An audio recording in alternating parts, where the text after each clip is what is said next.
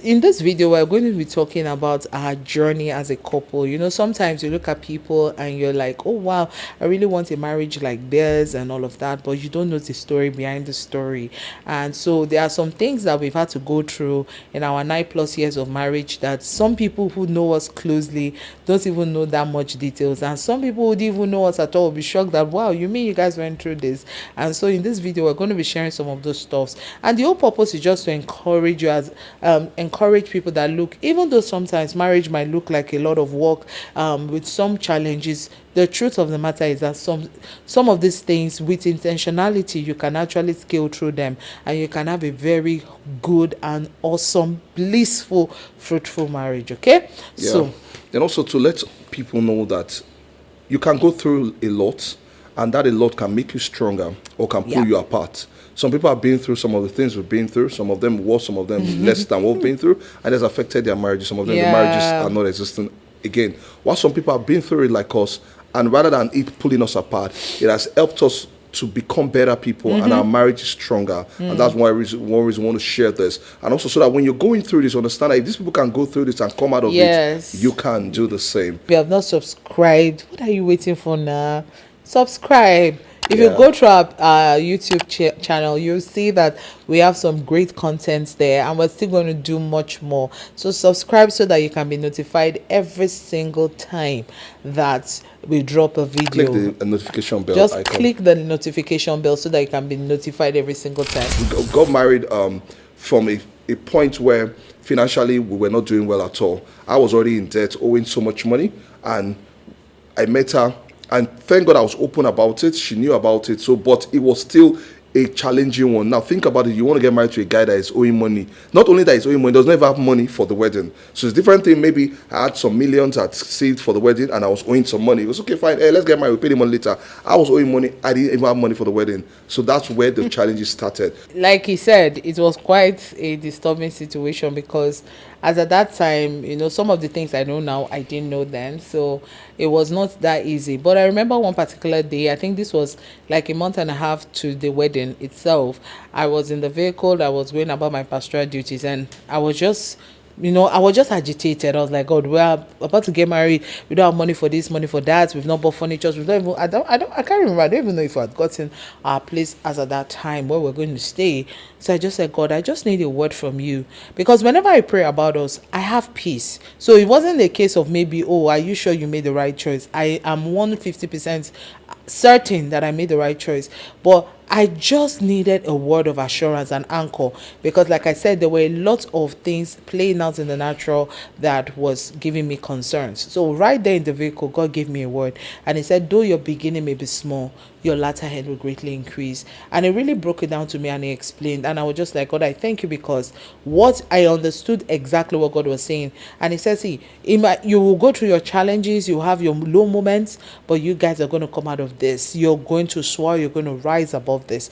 And that is exactly that word. God has brought that word to pass in our lives. Like, he has really brought us into a wealthy place, you understand? And that's part of why we're doing this video. Okay, so I remember there was a time in our life where we just got married, finances was really, really bad, and things were so tough. Then just 6 months into the wedding, of course, we didn't plan it that any relative was going to be staying with us. Of course, but I even told ourselves, no relative. Let's us have the first few years of our lives together. Have intimate moments. I remember we'll be talking about how we will be walking around the house naked and all those stuff. But 6 months to the wedding, we got a call that our mom had stroke, and she was admitted in hospital for some months, maybe 3 or so months. And after she was discharged, she had to come stay with us, because she only has 2 children and she's the first and the only daughter. So he had to come stay with us. So imagine a couple that just got married 6 months, you're not doing well financially, you are managing, at least packaging, let nobody know what you have and what you don't have, the challenges. Then our mom had to come stay with us. It now increased the tension for us, in the sense that now we have extra responsibility, and apart from that, now we can't even hide it from her. She will be seen, know when there's money, when there's no money, and it was just something else. That period as well, we're like, okay, that let's just even begin to think of having our own children as at that time. So of course, I didn't have an issue with it. I was like, okay, no problem. And I never even in my wildest dream thought that okay, I was going to be diagnosed with anything.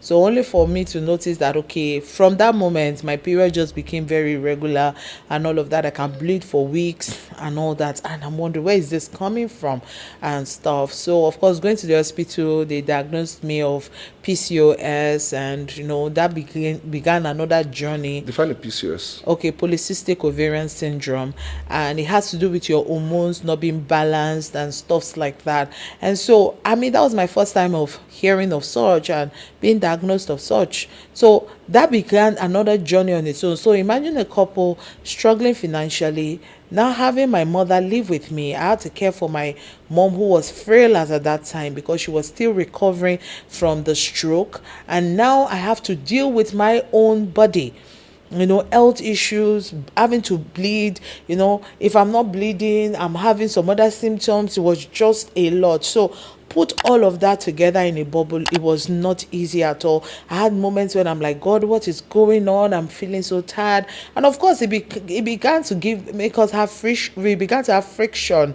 We'll have moments when we're just not happy with each other. Little things will trigger us. We'll just be cranky. And with all of this, we were still doing ministry work. We were still planting churches because we were pastors as at that time in the church we were at.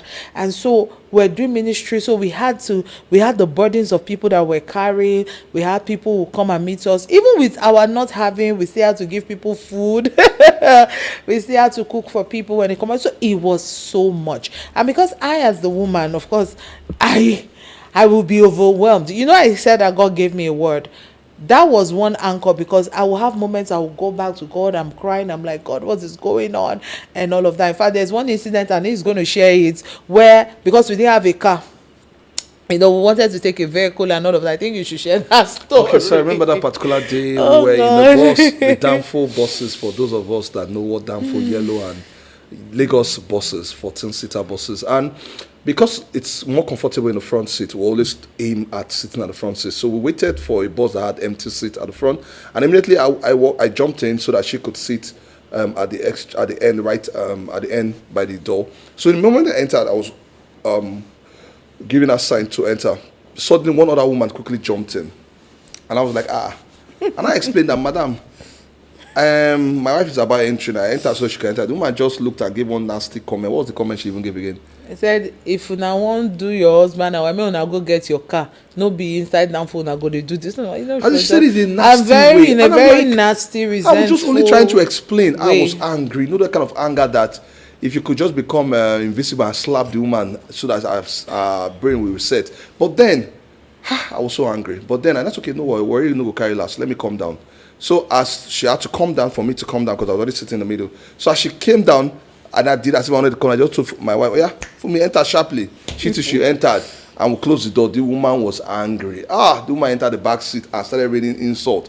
So imagine having those words. And because of who we are, we couldn't have come to our level to begin to insult her back and everything. We just took it like, man, this is the reality of life now, that we'll be having this kind of people talk to us this way and the rest. And it was very painful. It's one of those things that really marked our mind, that almost 10 years down the line, we're still remembering that incident. It was really very tough financially. And also, when she began to have this PCOS, we're going to the hospital. They'll tell us to run some tests, and we hear the amount of tests. Sometimes, like, if you guys knew how we even got the transport money to come here, you won't be telling us about tests. And the money you spend for tests was not even going to solve the problem. It was just to diagnose the problem, and you'll be hearing thousands, hundreds, tens of thousands. And I'm like, sometimes we'll have some money to run some tests, sometimes we'll not have. At a point, it was looking like what's going on, and it now began to affect our body.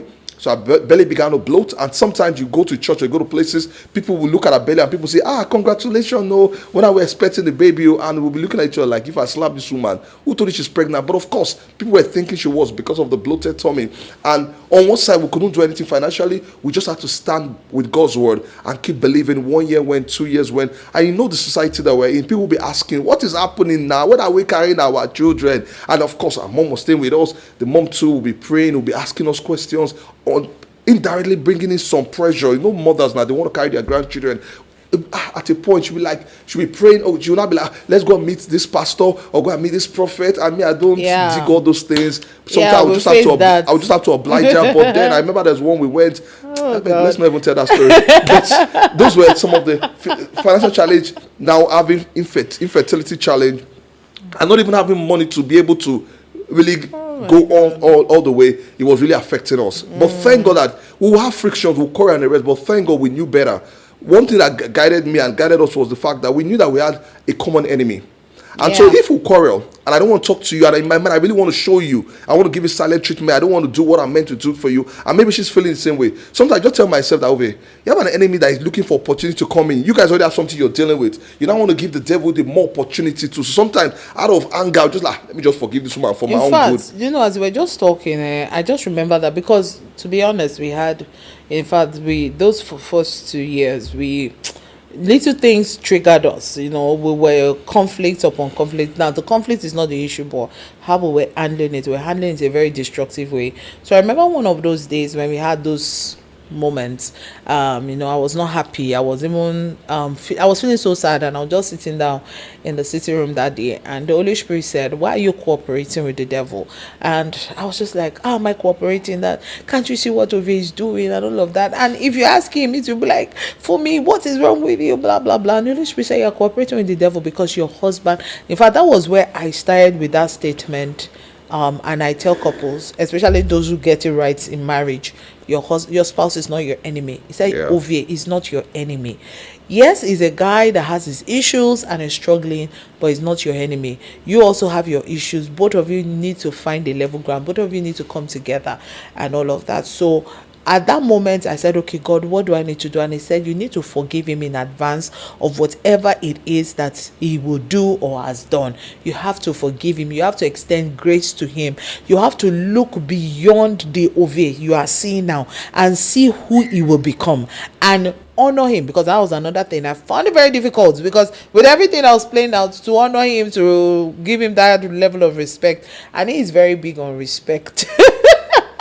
He's very big on respect. So those things kind of like added to it. He said, respect him not just based on what is playing out now, who he is right now, but respect him based on who I have made him to be. Look at him through my lens, through the word and through my eyes. Honestly, that began a whole new journey for me. So I had to stay with God, and I said, God, I prayed a prayer. I said, reveal Ove to me. Who is Ove Daniels? So God had to reveal me to you know. Women. I said, who is Ove Daniels? And God began to talk to me about him. And he began to talk to me about how I can walk with him to become that. And I knew that God needed to work on me and work on my heart. So I had to look beyond him and understand that there is a devil, an active devil, that is trying to prevent us from enjoying that which God has prepared for our marriage. And so I had to take my eyes off that to focus on what the scripture says and believe God for the miracle, because then we're really trusting God for the child, for the healing in my body, and for the perfection of that promise that God gave to us about our children. In fact, the name of my children, God gave it to me long before I even got pregnant. So I didn't just name them. I mean, when God said Dietrich, I had to Google, what does Dietrich mean? It means an ever-powerful ruler. And I wrote it down. Bennett, the blessed one. I wrote it down. Those two names, you know. So I had to make that mental adjustment, and God worked on my heart. And from that moment, it became easier. And the moment I began to, submit better, honor him, respect him, and give him the regard he deserves as my husband, something began to happen. I just realized that it was now like it was easier. The peace I've been looking for began to come. We still had our moments, but the peace I was looking for in our home began to come. Yeah, so that's how the old journey continued. And we're talking about 9 years journey. And we can't tell you all the stories, but I'm just trying to put some pieces together. Now, in the midst of it, imagine that we didn't have the money. We're having infertility issue. We are having our own personal issues, taking care of our mom and everything. Then landlord, his own started. before we knew it, landlord gave us quick notice because there was issue with the security guard and the rest. And it was like, God, why is it that this is of it to get easier? And this was just 1 year and you get just some 1 months. exactly 1 year and some month, and they gave us quick notice. It was like God was going to happen, everything. But thank God that it happened because we needed that push just to leave that area. Within 1 year that we stayed in that place, we didn't buy electricity unit. It was postpaid. We didn't buy because there was practically no electricity in that area. The last unit that the former person that stayed there, the former tenant stayed there, was what we used till we left. So imagine staying in a place for over a year, 1 year, maybe 6 months, and you didn't buy a unit because there was practically no light. And of course, we didn't have the money to be buying fuel up and down for the generator. So a lot of times, there was darkness. Sometimes I'll sleep on the bed floor in the daytime, nothing to do and the rest. But anyway, the landlord gave us quick notice. But thank God that moved us to a better place.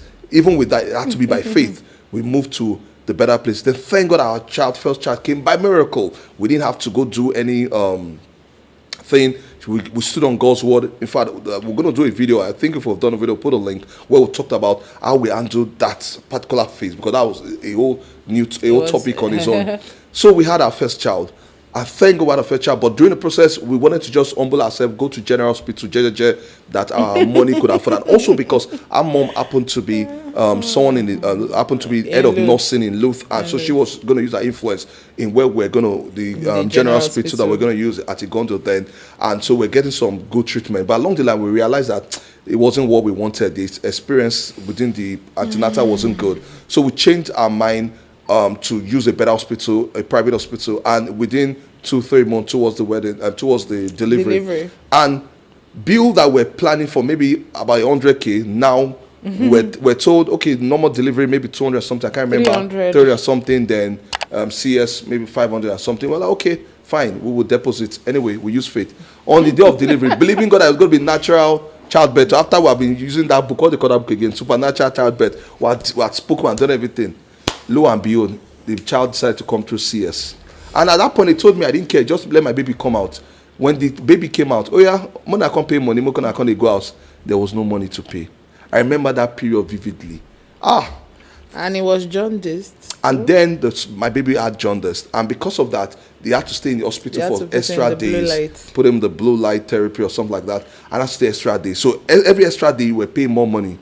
A part of me was happy that it was happening because I didn't have the money. So they had said, yeah, come and be going today. There was no money. So the mother was say, okay, let's stay extra day. I was like, God, another extra day for a miracle. But it was not a funny experience at all. I'll be in the hospital. And also over time, I've learned not to be the kind of person that will be calling every Tom, Dick, and Harry, say, come and help me, and all those stuff like that.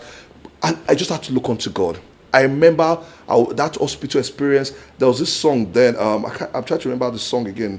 Onishe and one or two other songs. He would do it again and the rest. I would play the song over and over again. I would trust God. I would and everything. Then miraculous made a way and the rest. I played it over and over again. That was our song. We stayed in the hospital for almost a week. We were discharged just a day before naming ceremony. But thank God the money came out. I can't remember exactly, but God used 1 or 2 persons and the money came out. Thank God for the people that God. I remember my cousin, our mother, and 1 or 2 other person did, and that's how we took our first child out of the hospital. The following day was naming ceremony. We didn't even have the money for the naming ceremony. I remember that we didn't have the money to pay the hospital. So that one came by miracle. But thank God, God raised my sister also. Shout out to Monique. I want to say opportunity. Thank you again. And she decided to take care of the whole feeding for the naming ceremony, and that was how we did that. Now, raising a child, you know that it takes money and the rest. It was still by miracle. But by that time, finances was maybe adjusting a bit, but it was still not as rosy as we expected it to be. In all of this, one of the things I'm still grateful to God for was God kept showing up at every point. Yeah. You know, even though we had it tough, we had it rough, but God never left us without help. So at specific times, like even when we needed to move, the money came. But the only thing was, it was just like we're moving from one crisis situation to another crisis situation, and we were constantly in need, you know. So we're always in need. We're like the couple that you needed to help and all of that. But we're not asking people. But the only thing is that that's why some people didn't know what we're going through, because in the midst of all of this, we're still doing ministry, we're still taking care of people, but we had our own challenges. And I think that was what was a bit difficult for me as a wife then, because with all of that, I'm like, God, we are taking care of people, we're doing your work, we're doing your this one is coming, doesn't know. I had people who come and meet me to pray for them to have children, and here I am, I'm dealing with, in fact, because I was always bleeding as at that time, after service sometimes my clothes is stained, so people come to greet me, when people come and greet pastor now and everything, but I can't stand up because my clothes is stained. I have to wait for people to go, then maybe tell my husband or somebody to give me something to cover up. So sometimes some people be like, this woman, she's just proud, she can't even stand up and greet us. But they didn't know what I was dealing with. They didn't know, they had no clue what I was going through. So all of that was playing out. But I remember when I think it was 2017, 2018, I just said, God, something just has to change. Like, this can't go on. And God, I still remember that God said, your life is moving in the direction of your mind, out of your thought life. What you have allowed, your belief system is the problem here. If you keep seeing yourselves as a struggling couple, that is what will be. But you have to make that shift. So from that moment, both of us, I remember as it was happening to me, it was happening to him, because both of us just knew that we can't continue like this. And we knew that what needed to change was our mindset. So we began the journey of renewing our minds. We were so specific. We said, God, we are grateful for every other thing. But you see, this area of finances, abundance, we want this thing to be act in our lives. We want to move from this place where we are struggling to having more than enough. We don't just even want to have just enough. We want to have more than enough. We want to be the couple blessing lives. We want to be the couple helping people. And so God said it's not going to be a walk in the park. I didn't even know what we were up against until when we began to pull down those mental strongholds. Oh my goodness. There were belief systems that even I had. I didn't even know were there. That when God will begin to expose it to me, we will read books. There were certain podcasts we would listen to, certain people that we would sit down and listen to. We're not just listening to anybody. We were intentional about the people we were listening to. And so when these things as we began to break those walls, I will ask myself, you mean I will think like this? And God will tell me, yeah, you think like this, and this is part of the problem. And so those things began to break one after the other. And subtly, little by little, we began to see trickles, just trickles of rain, trickles of blessings here and there, and all of that. Till boom, one day. Sometimes you just look at some people, you just say, how do you call it? Overnight miracle. One day, it's just like you just realize that the whole world has come down, and boom, that's what you have been praying for is staring right in front of you. But it didn't happen overnight. We began that journey in 2018. 2018, that was the year I conceived, and that was the year we began that journey of saying, you know what, we're tired of this level. We will no longer be this couple again. We want something different. Yeah, and just to wrap it up and to let everyone know that it took us about 8-9 years to tell the story the way we're telling it. And it's not because we were special that God helped us. As you said, we began to work on our mindset. We began to work on several things. But in the midst of everything, some of the things that helped us is that even in fighting, we try to fight fair. So one of the things we do is that we don't use vulgar words. We don't use insultive words. We don't say words like you're stupid or words like you are the reason why I'm where I am today. And divorce was out of question. We don't talk about it. If you don't change, I'm going to leave this marriage. No. There was no going back. In our mind, we are in this together.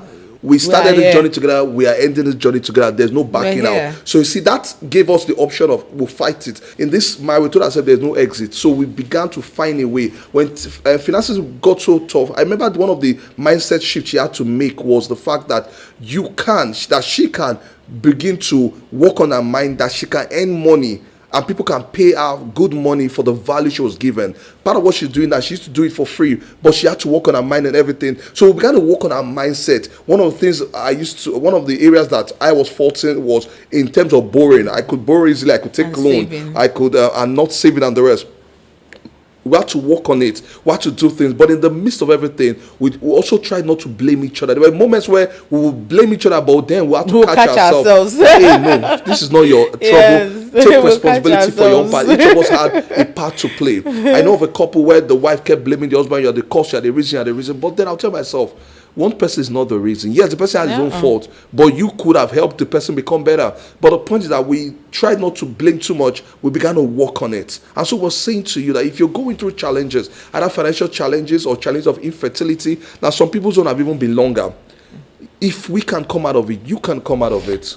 In fact, one of the things, and lest I forget before we even wrap this video, that helped us as well was the right relationship in your life. So for us, we had our pastor. So we didn't journey it alone. Like we're not on our own. You know, when you're just in your own world. Every step of the way, my pastor kept giving us, like, he kept confirming some things. It was one person that God used. So even when we were with the whole issue about child not being able to conceive was going on, he played a major role in that. You know, he played. I remember the day he called me out in a during a vigil, and he was just declaring about childbirth, and unknowingly I was already pregnant that day. As at that time, I was already pregnant, but he was really speaking like someone who already knew. So the relationship in your lives as a couple. So we had our pastor and one or two other people that were in our lives. So even when it felt like God, they were there to remind us of why we're together. So my pastor never ceased, for instance, from telling us how we are two strong couple, we are two strong individuals working together as a power couple. So they always paired us together. We're doing ministry together, we're pastoring together, we're doing stuff together. So you hardly saw us separate. We were always together. So the relationship you have in your lives, in fact, I love something that someone once said. In fact, Juanita Bynum, she made a statement, said, whoever catches you or is there with you during your process of transition, that is your challenges, will determine how long you will stay in that thing or how fast you come out. Which means that people can come into your life as you're going through what you're going through as a couple, and they can come and say, oh, your husband is a problem, oh no, your wife is a problem, and instead of both of you working together as a team, you're not going to see yourselves as you are as enemies of each other, and that keeps you longer in that situation. So the relationships that you have in your life when you're going through stuff matters a lot. Yeah, very true. As she was also talking, I also remember part of the thing about the relationship is that you get the right counsel. But also in the multitude of counsel, there's safety. I remember one of the seasons where things were really tough. My pastor had to just call me and tell me that, why don't you use your car, put it on the Uber network and earn money. I struggled with the idea because I felt like, come on, how will I go low to start being a taxi driver? That's the way I was seeing it. But thank God for the honor I had for him. I did it out of honor. Okay, let me just do it because my pastor is saying, even though I don't want to. But I remember when I began to earn money, as this was way back when Uber just started, when there was no other competition, there was no boats, no the rest, and the money was quite good.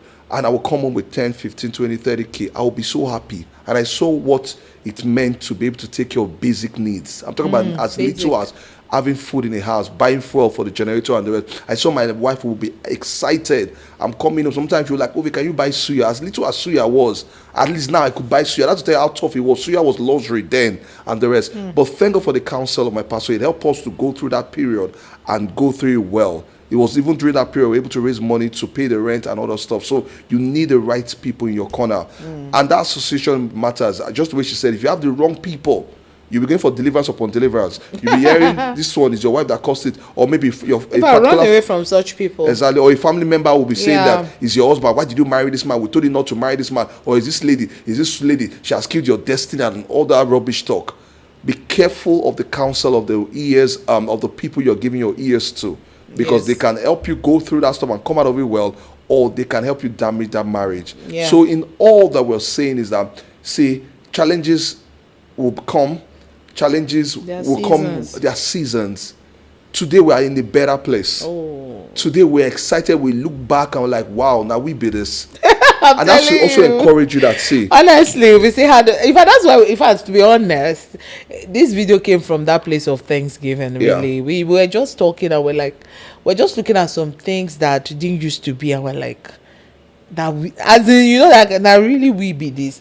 And you know, you must never forget where you're coming from. Yeah. Never forget that there was a day where you didn't even have, my freezer was my cupboard to keep foodstuffs. It was not working.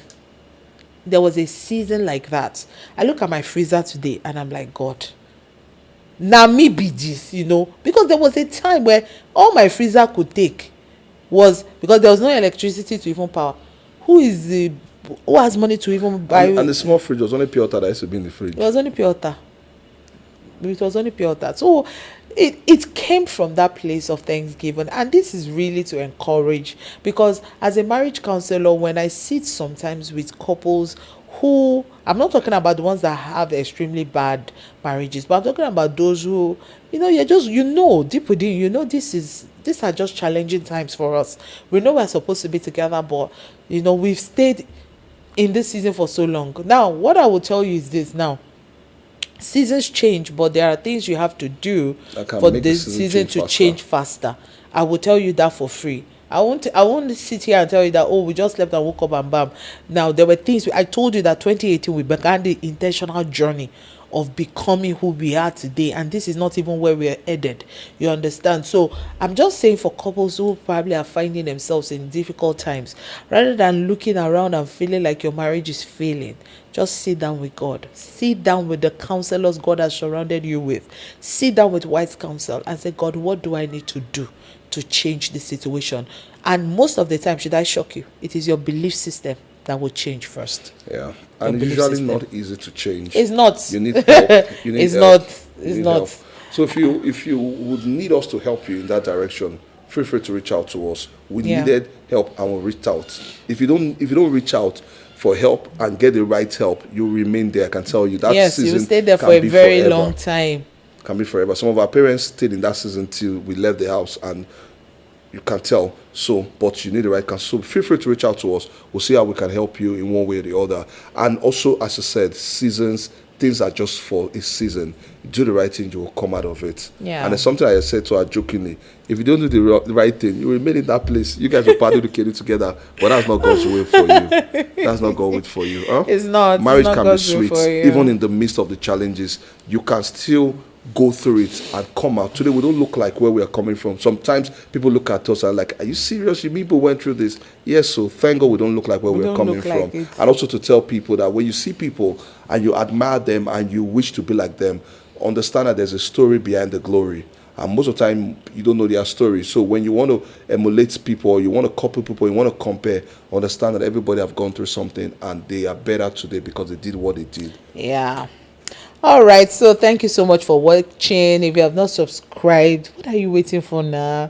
Subscribe. If you go to our YouTube channel, you'll see that we have some great content there, and we're still going to do much more. So subscribe so that you can be notified every single time that we drop a video. Click the notification bell Just icon. click the notification bell so that you can be notified every single time. Like and the also, video. please, we would like you to share. Please, we're actually asking, share these videos to people that you know in your network, because a lot of people's marriages, a lot of marriages can be saved, and a lot of people can be saved from entering a wrong marriage, and a lot of people can actually be helped to live better lives. So it's rather than you having people in your network that are going through stuff for a very long time. I mean, we just talked about seasons changing, but there are things you have to do. One of the things that needs to be done is listen to the right content, you know. So please share these videos to people in your network so that they can be blessed by it, and also be helped in whichever way that they need help. All right. And also, please state in the comment section what point or what part of the